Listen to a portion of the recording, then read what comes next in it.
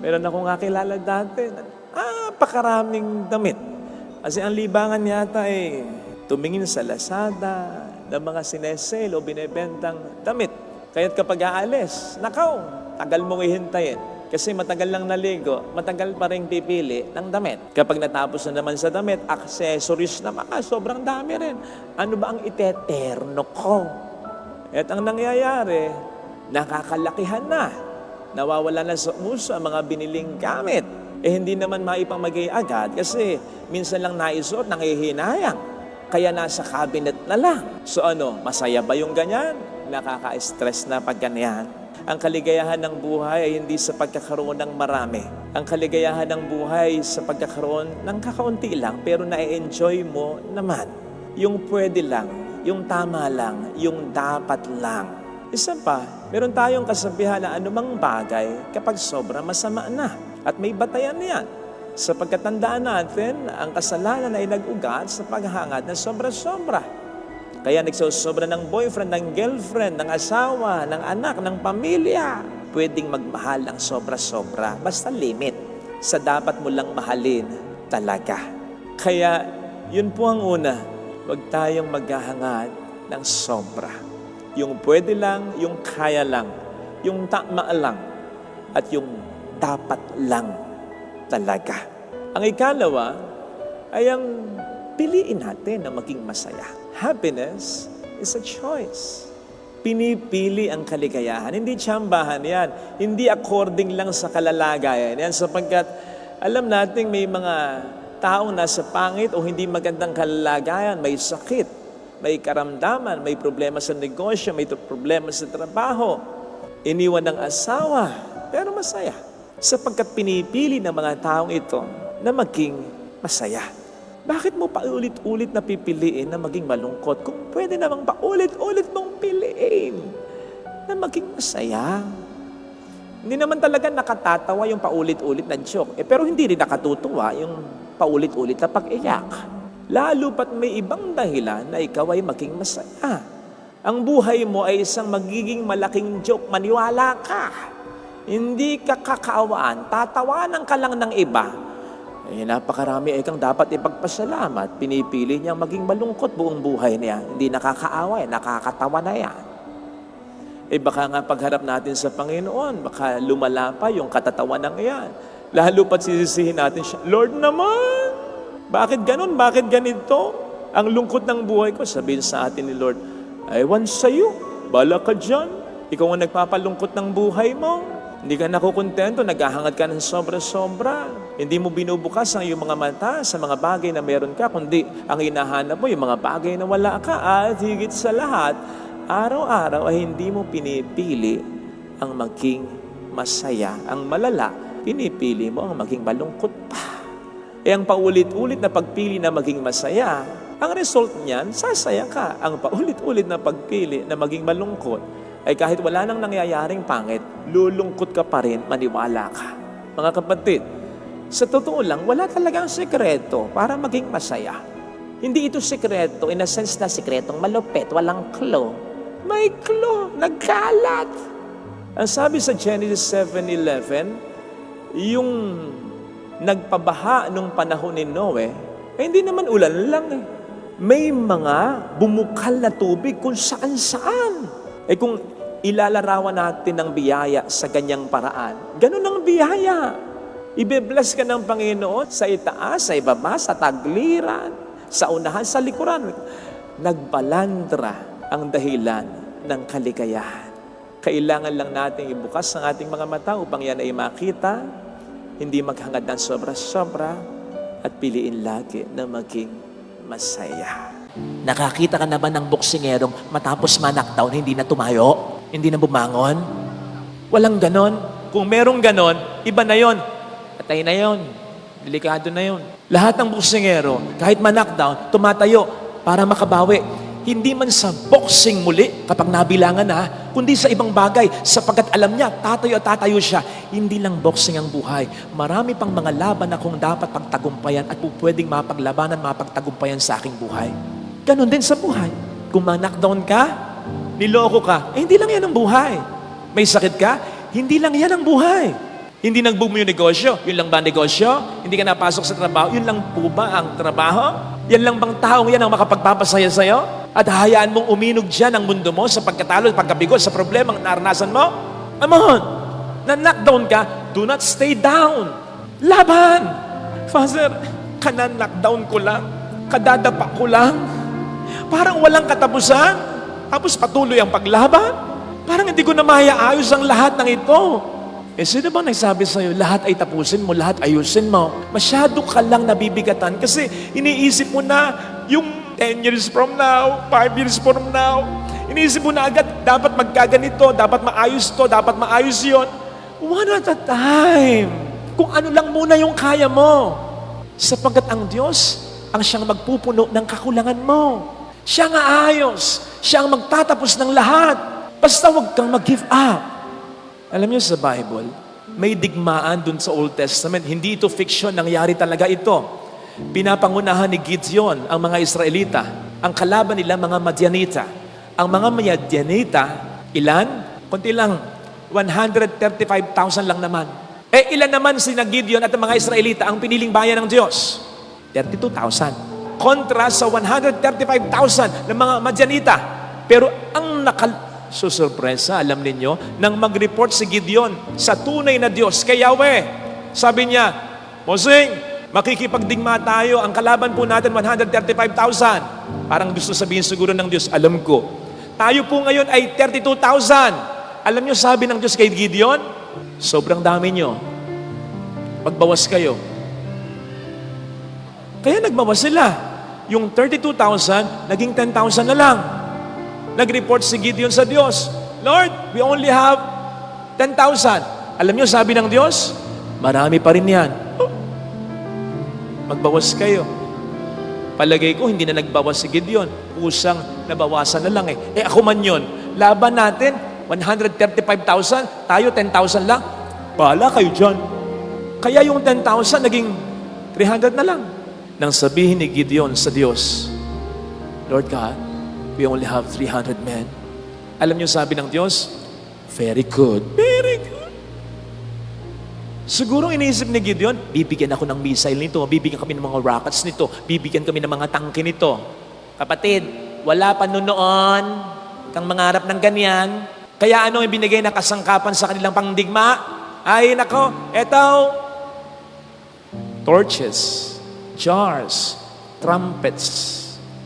Kung ikaw yung kasama ni Gideon, 300 lang kayo kontra 135,000, yan ang gamit nyo. Anong isipin mo? Ano tayo magpa-party? Pang night party, pang beach party, yung mga gamit na yan But as I said, hindi fiction yan. Nanalo sila na 300 men. Alam nyo ang dahilan ng Diyos, nasa Bible, kung bakit ganun lang ang number nila at ganun lang din ang gamit nila. Ayokong pag nanalo kayo, isipin ninyo dahil sa inyo. Gusto ko pag nanalo kayo, ang lagi niyong isipin, ako ang nagpanalo sa inyo. Kasi gustong iparamdam ng Diyos ni Yahweh kay Gideon at sa mga Israelita yung pinaramdam at sinabi niya kay King Josaphat sa 2 Chronicles 20:15, do not be afraid of your vast enemies, for the battle is not yours, it is mine. Huwag kayong matakot sa dami ng kalaban ninyo sapagkat ang laban na ito ay hindi nyo laban, ito ay laban ko. Kaya wag mong isipin, paano mo maayos? Paano mo matatapos? Bahala ang Diyos. Basta, gawa ka ng karampatang pagkilos. Do not give up. Magsikap ka pa rin kung ano lang yung kaya mo. Ano ang laban mo ngayon? Laban ng kalusugan mo? Gusto mong gumaling? Sa palagay mo, ayaw kang gumaling ng Diyos? Meron bang magulang na nakatitiis sa anak na naghihirap? Na ayaw gumaling ang anak? Sige nga. Gusto mong magkasundo muli kayong mag-asawa? Okay? Meron bang Diyos na ayaw magkasundo ang mag-asawa? Siya ang nagpag-isa sa inyong dalawa? Gusto mo na magbuo ang pamilya mo? Siyempre, mas lalong gusto ng Diyos. Gusto mong masolve ang problema mo, makapagbago ka ng buhay, magbago yung mahal mo, mas lalong gusto ng Diyos. Kaya kung yan ay iniisip mong laban mo, ang isipin mo, mas laban ng Diyos ito. Kaya hindi imposible ang himala at milagro. Ang hindi mo kayang gawin, ang Diyos ang gagawa para sa iyo. Do not give up. Para may mangyari pa ring milagro, may himala pa ring maganap. Walang mangyayari kung lahat kayo mag-give up. Dapat may lumaban. Huwag mong kalituhan yung pagkapagod mo at huwag mong isipin na wala ng pag-asa mo. Habang may buhay, may pag-asa, buhay ka pa, may pag-asa ka pa, napapagod ka lang. Sapagkat yun ang ginagawa sa'yo ng demonyo eh. The devil knows he cannot take you out. Hindi kanya kayang patayin. Bakit? Hindi naman siya nagbigay ng buhay mo eh. Unless isuko mo ang buhay mo sa kanya. The devil knows very well he cannot take you out. Kaya ang ginagawa niya, he is wearing you out. Pinapagod ka niya. Para mawalan ka ng pag-asa. Ano ang sabi ng Panginoon? For those who are tired and weary, come to me. I will give you rest. Alam ng Panginoong mapapagod ka. Alam niya. Kaya yung demonyo, inuunahan na niya. Pag napagod ka, huwag kang lalapit sa demonyo. Mas lalo kang mawawala ng pag-asa, diskarte sa buhay. Lumapit ka sa akin.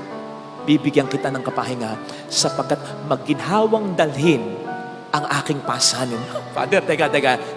Sabi mo, bibigyan niya ako ng pahinga. Bakit bibigyan niya pa rin ako ng pasanin? Ganito. Ang pasaning ibibigay niya ay mas kaya mo sapagkat kasama na siya sa pagbubuhat nito.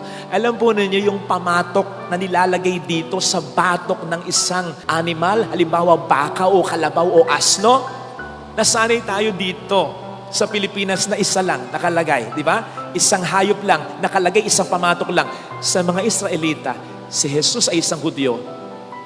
Dalawa yan. Dalawang animals yung nagdadala. So magkahugpong na dalawang pamatok. So, in essence, sinasabi ng Panginoon, ito ang pamatok na ibibigay ko sa iyo. Karpintero ko, ako ang gumawa nito. Isang batok sa batok mo, isang pamatok, yung isang pamatok sa akin. At dahil mas malakas, mas makapangyarihan ako sa iyo, ako ang mas magdadala ng problemang ito. Basta, lumakad ka para madala kita sa pangarap ko para sa iyo. Yun lang. Yun lang hinihingi sa atin ng Diyos. Do not give up. Huwag kang mawawalan ng pag-asa. Lagi kong sinasabi, hindi ka buhay ngayon kung wala nang magandang balakin para sa iyo ang Panginoon.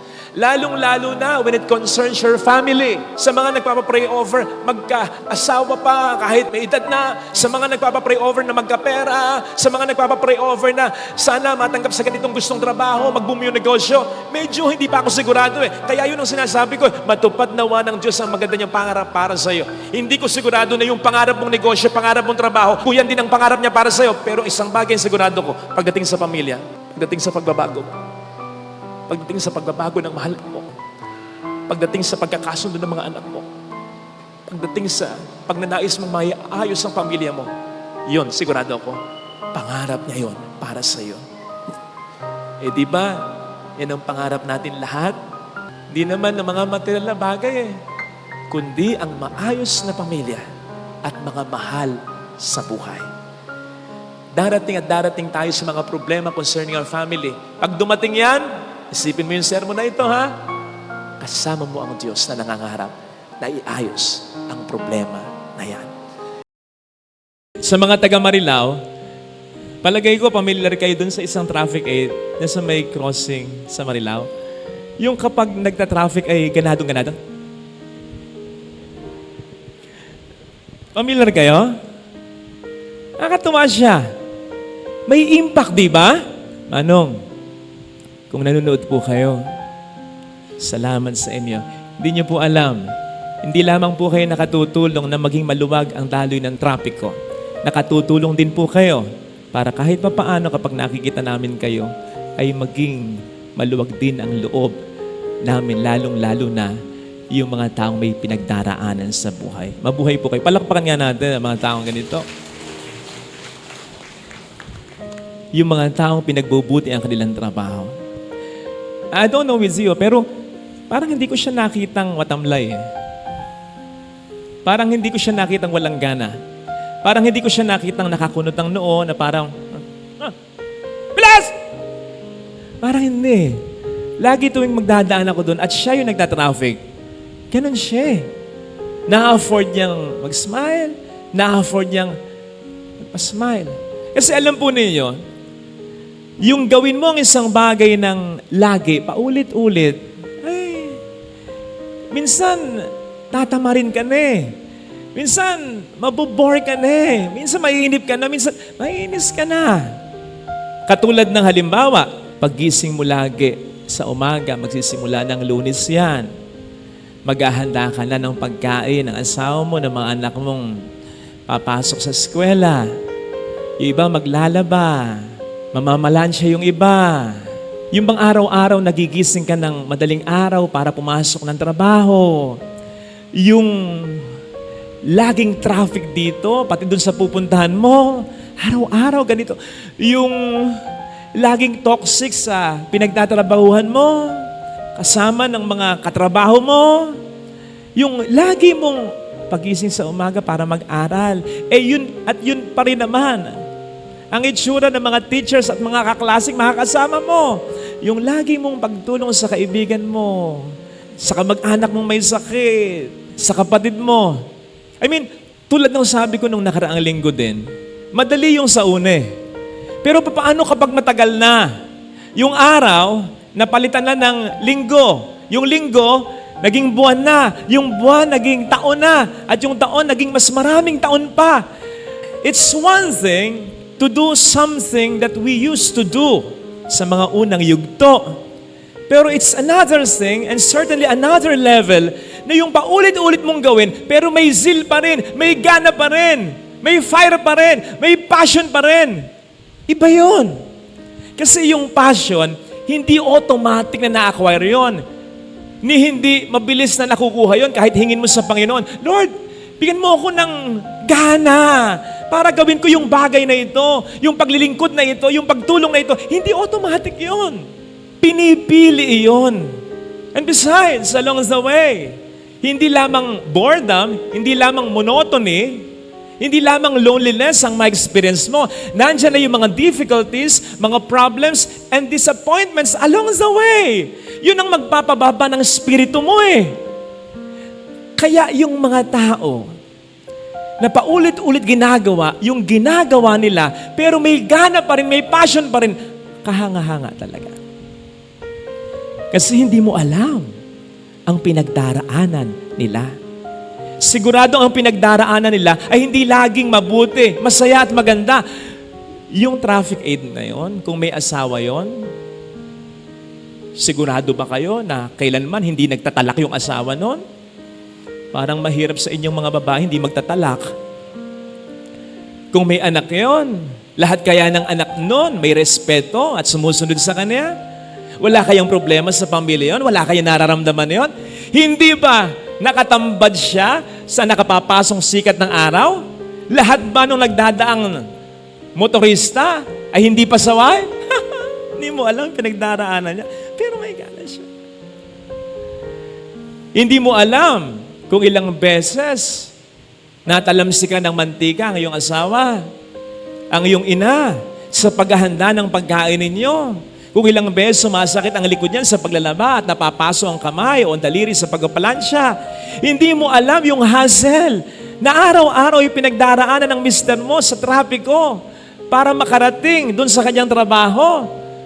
Para mabuli lamang din ang kanyang mga katrabaho at para masigawan lang din, para mamura lang din ng kanyang mga pinaglilingkurang boss sa trabaho. Hindi mo alam yung hirap din sa pag-aaral ng anak mo. Yung may mga pagkakataong parang ayaw niyang pumasok. Kasi hindi lamang sa natatakot siya, baka bumagsak siya sa exam, sa recitation. Nandun yung may nambubuli din sa kanya. Hindi mo alam ang pinagdaraanan ng kapatid mo, kaibigan mo, pero despite all this, may tinutulong at may binibigay pa rin siya sa iyo. Hindi natin alam ang pinagdaraanan ng lahat ng ito. Na kung malalaman natin, sila'y mas hahangaan natin. At hindi lang hahangaan, kundi mas lalo pa nating mamahalin. When we realize na isa tayo sa mga malalaking dahilan kung bakit nila pinipili muling gumawa at gumawa, magtrabaho ng may passion at gana sa kabila ng mga problemang hatid ng mga gawaing ito.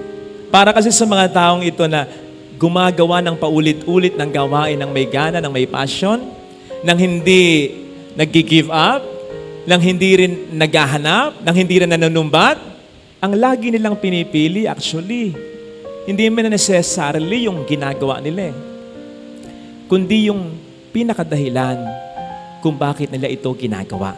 Yung dahilan kung bakit siya nagtatrabaho. Yung dahilan kung bakit siya naglalaba. Yung dahilan kung bakit siya naglilingkod. Yung dahilan kung bakit siya tumutulong. Yung dahilan kung bakit siya nag-aaral. So it's not so much about what they do, but yung dahilan kung bakit nila ito ginagawa. Which makes that work not just more meaningful but bearable. Kaya kahit masaktan, kahit mahirapan, kahit pamapahiya, ay nako, hihinto yan sandali, pero babanat uli. Madadapa, pero babangon. Uurong ng kaunti, pero para hindi sumuko, kundi para mag-load uli at lumaban muli para sa mga taong dahilan kung bakit sila lumalaban. Without faith, it is impossible to please God. Ano man ang paghihirap, sabihin mo, yung lagi nating sinasabi, wala ka pa sa exciting parts. So mawawala ang paghihirap at malulubos ang pangarap. Mahalaga rin yung paghihirap kasi yun ang maghahanda sa iyo para mas maging matatag, mas maging mature, mas maging humble, mas maging faithful, mas maging mabuting tao bago ibigay ng Diyos yung pangarap niya para sa iyo. Kung hindi ako nagkakamali, siguro nung ikatlong Misa de Gallio sa Ebanghelyo ay narinig natin at pinagnilayan natin ang pagpapahayag ng anghel tungkol sa pagkakatawang taong ni Kristo kay San Jose. At ngayon naman sa Ebanghelyong narinig po natin sa araw na ito, ganun pa rin, pagpapahayag pa rin ng anghel ng mabuting balita tungkol sa pagkakatawang tao ni Kristo. Ngayon lang kay Maria. Same good news, pero magkaiba ng pagkakataon, magkakaiba ng tao. Nevertheless, kung titingnan po natin yung mga detalyeng ibinigay kay Jose at kay Maria, tungkol dito, mapapansin natin na kulang pa din. Kasi ang ibinigay lang yung mangyayari, yung fulfillment na si Kristo ay Diyos na magkakatawang tao, na magiging dakila, na ililigtas ang mga tao. That's it. Walang detalyadong plano whatsoever. Palagay ko nga, kung nagkausap yung mag-asawa, pagkatapos ng pagpapakita sa kanila, sa separate occasion, pwedeng nagtanungan yan, wala lang ibang sinabi? Wala na? Yan din ang sinabi sa akin I mean, hindi sinabi kung papaanong magbubuntis si Maria. Yan ba ay 9 na buwan din? Something like that. Kasi hindi lamang yan tao. Yan din ay Diyos na nagkatawang tao. At hindi yan galing sa sino mang lalaking tao. Paano nila ipapaliwanag ito sa iba? Yamang alam naman ng marami na hindi pa sila nagsasama. Tapos mabubuntis si Maria? Wala bang explanation para dyan na ibinigay ang Diyos na pwedeng maintindihan ng mga tao? Paano at saan ipapanganak si Kristo? At ano exactly ang kanilang magiging role? Yamang ang ipapanganak, yun nga hindi lang isang tao, kundi Diyos ding totoo. Uutusan ba nila yan? Mahirap ito. Yamang ito ang first time na may nangyaring ganito. In fact, hindi na naulit at hindi na mauulit ito. Para sa kanila lang ang pangyayaring ito. I mean, yung karanasang yan. Kaya, walang blueprint para dyan. Wala. Kaya, mas nakakahanga ang kanilang pagtitiwala. Mahirap kasi magtiwala kapag hindi mo kita ang detalyado, metikulosong plano. Sige nga, magpapatayo ka ba ng bahay sa architect o kaya sa engineer na hindi ibibigay sa iyo yung detalyadong plano, lalong-lalo na kung komplikado at malaking bahay ang ninanais mo? Boboto ka ba sa isang kandidatong walang plataforma, walang plano? Hindi, di ba? Pero marami sa inyong bumoto. Ngayon, huwag na natin balikan yan. Magpapakasal ka ba sa isang tao na walang kaplano-plano? Sige nga, kung nag-iisip ka talaga. Ba? Hindi ka basta-basta naman iniwala kasi gusto mong makasigurado. Kaya, maintindihan natin kahit paano si Haring Akas sa unang pagbase. Ano ang sitwasyon ni Haring Akas? May mga nagtatangka na sumakop sa kaharian niya. Mga kapangyarihang mas malakas sa kapangyarihan niya. Mga kahariang mas may kakayanan kaysa kaharian niya. Kaya, kabadong-kabado siya. That is why ipinadala ng Diyos sa kanya si Propeta Isaias para sabihin sa kanya, huwag kang mag-alala, chillax ka lang, di ka maano. Promise, mahirap pa rin sa Kanya ang maniwala kasi walang detalyadong plano eh. Kung sana, sabihin ng Panginoon, kasi ganito, magkakasakit sila eh. Madedengge, mapepeste. Kaya, mga mamatay, hindi na makapupunta dito. Ay ganito, magbabago ang plano nila. Kaya, hindi na sila pupunta dito para mamerwisyo pa. Ay, ganito, magpapadala ko sa iyo ng mga anghel. Mga ilan ang gusto mo? O sige, para gwardyahan ang kaharian mo. Yung ganun ba? Iba kapag may detalyadong planong ganon, mas madaling maniwala eh. Mas madaling magtiwala. Pero wala. Di ba? Kaya lang, kung papansinin po natin mula noon hanggang ngayon, and I'm sure hanggang sa mga susunod pang panahon, hindi naman talaga nagbibigay ng detalyadong plano ang Panginoon. Maganda yung sabi ni Maria na para bang sinasabi rin niya na dapat ay maging sentimiento ng lahat ng mga gustong tumulad sa Kanya. Alipin tayo. Ang alipin, hindi nanghihingi ng detalyadong plano sa Kanyang amo. Lalong-lalo na sa Kanyang Panginoon.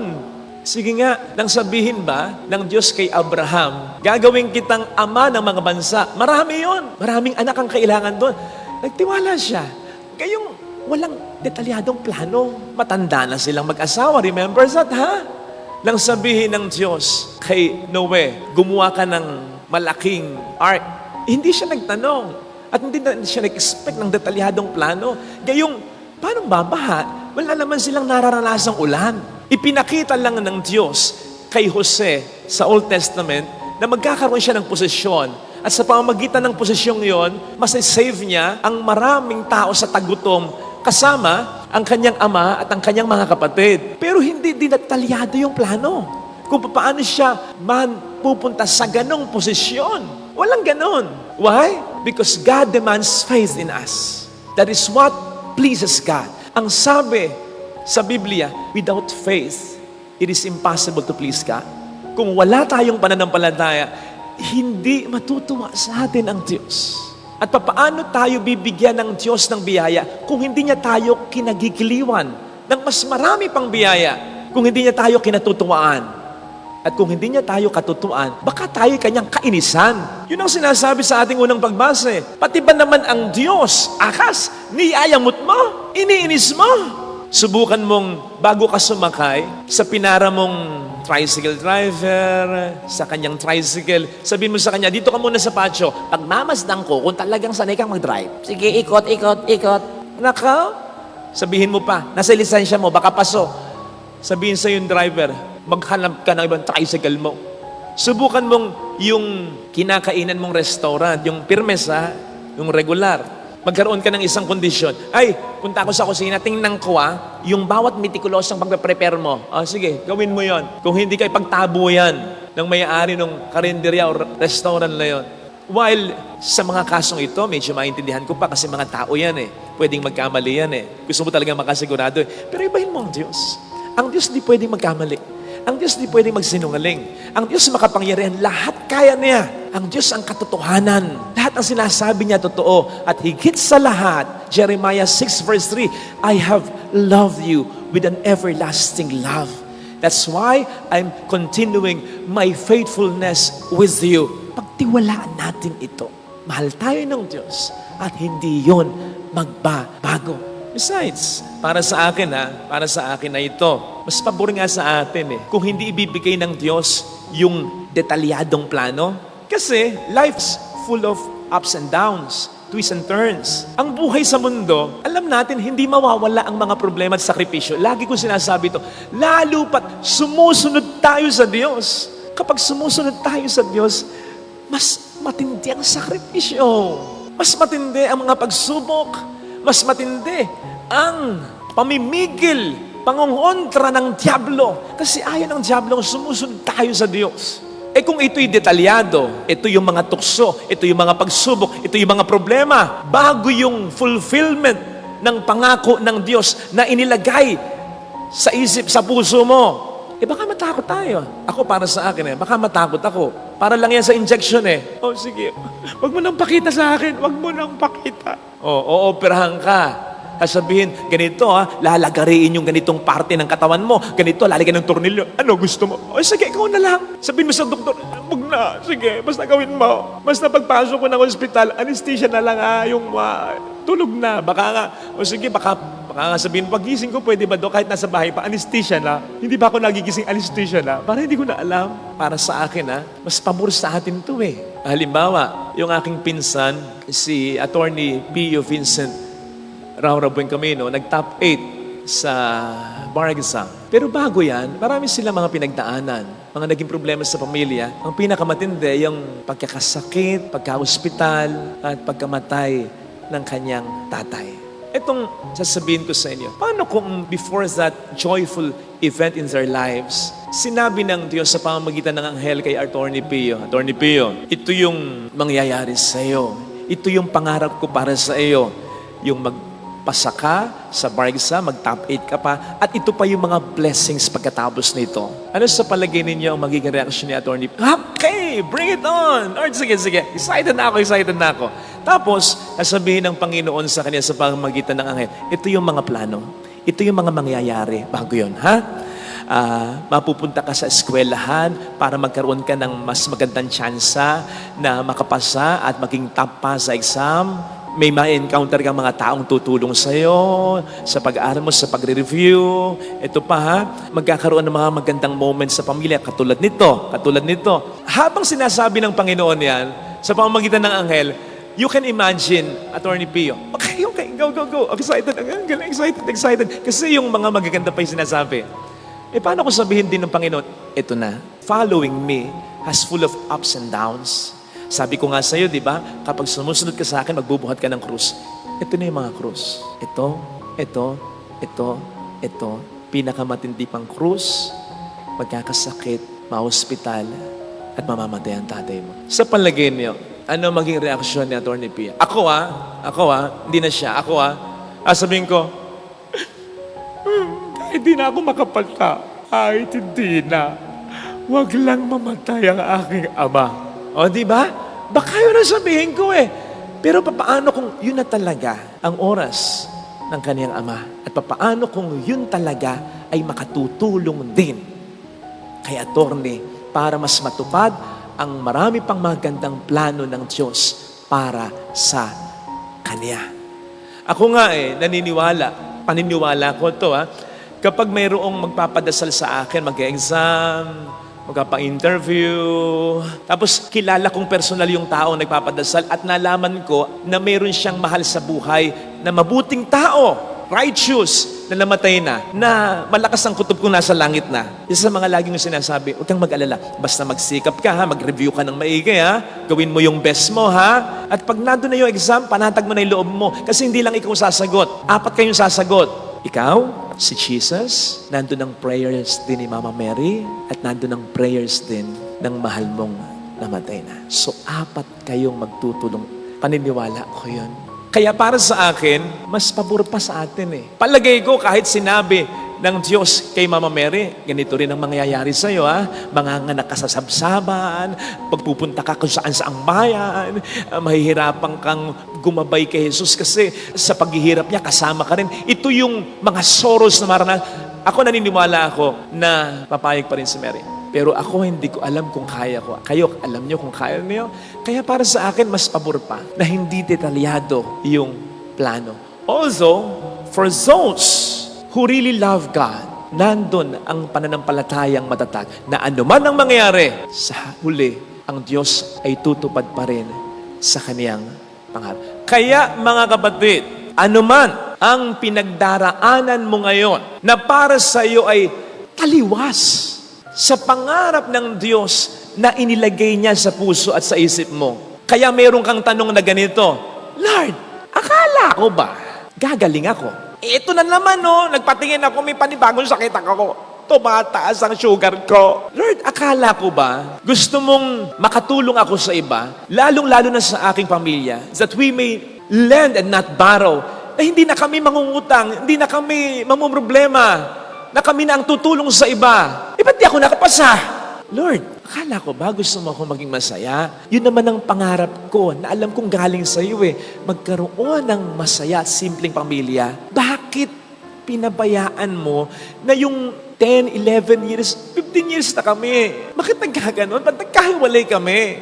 Para sa akin, na-waste yung 15 years Nasayang 15 years of my life yun Totoo naman yung pagmamahal ay para sa akin Lord, akala ko ba mabubuo na ang pamilya? Magpapasko na, hindi pa. Hindi pa rin sila nagkikibuan. Lord, akala ko ba? Pag nandun ka sa puntong yon, kapatid, magtiwala ka sa Panginoon. Basta, gumagawa ka ng tama, At nasa tamang tao ka. Okay? I mean, sumusunod ka sa Diyos. Kasi kapag nandoon ka, tama ang ginagawa mo, nasa tamang tao ang kasama mo, you are exactly where God wants you to be. Nandoon ka sa kung saan gusto ng Diyos na nandoon ka. Basta ang mahalaga, nakapaloob ka pa rin sa plano niya. Kasi tama ang ginagawa mo at nasa tamang tao ka. Kahit nahihirapan, nasasaktan ka pa. Pag sinabi kong nasa tamang tao, hindi necessarily hindi ka mahirapan sa tao. Ang nasa tamang tao, wala sa taong may tama. Alam niyo yun yung nagkakasala. Dapat hindi ka sumasama sa mga taong ganito, Kasi lumalayo ka sa estado ng grasya. Doon ka sa tamang tao, kahit nahihirapan ka pa. Huwag mong isiping hindi tamang tao ang anak mo. Anak mo yan Kahit pasaway yan, nasa tamang tao ka pa rin. Okay? Huwag mong isipin, hindi tamang tao yung asawa mo. Pinakasalan mo yan At nagmamahala naman talaga kayo Mabuting tao naman yan, hindi mo naman pinakasalan ng ganyan na yan Unless nanganganib na yung buhay mo. Okay? Pero hanggat kayang mapagtiisan, nasa tamang tao ka pa rin pag ganyan. Ang sinasabi ko, hindi ka nasa tamang tao kapag nagkakasala ka, kasama ng mga taong ginagamit ng Diablo para malayo ka sa plano ng Diyos para sa'yo. Okay? Habang nasa tamang tao ka at tamang ginagawa mo, nasa sitwasyon ka kung saan gusto ng Panginoong nandun ka. Nasa plano ka niya. At kapag nasa plano ka niya, yung planong yon may end yon. Yung planong yon may fulfillment yon. Yung planong yon may katuparan yon. Kaya, ano man ang paghihirap, sabihin mo, yung lagi nating sinasabi, wala ka pa sa exciting part. So mawawala ang paghihirap at malulubos ang pangarap. Mahalaga rin yung paghihirap kasi yun ang maghahanda sa iyo para mas maging matatag, mas maging mature, mas maging humble, mas maging faithful, mas maging mabuting tao bago ibigay ng Diyos yung pangarap niya para sa iyo. You are where God exactly wants you to be. You are where you are supposed to be. And when you are where you are supposed to be, God is with you. Katulad ng sinasabi ng Bible tungkol kay Joseph in the Old Testament, God is always with him. Katulad ng karanasan ni Mary at ni Joseph, Jesus is really with them. At kapag kasama mo ang Diyos, ang problema mo, problema ng Diyos. Meron bang problema ang Diyos? Meron bang hindi kakayanin ang Diyos? Kapag kasama mo ang Diyos, sisiguraduhin niya na ang kanyang mabuting plano sa iyo ay matutupad at malulubos. Ito sana ang hilingin nating biyaya sa banal na pagdiriwang na ito.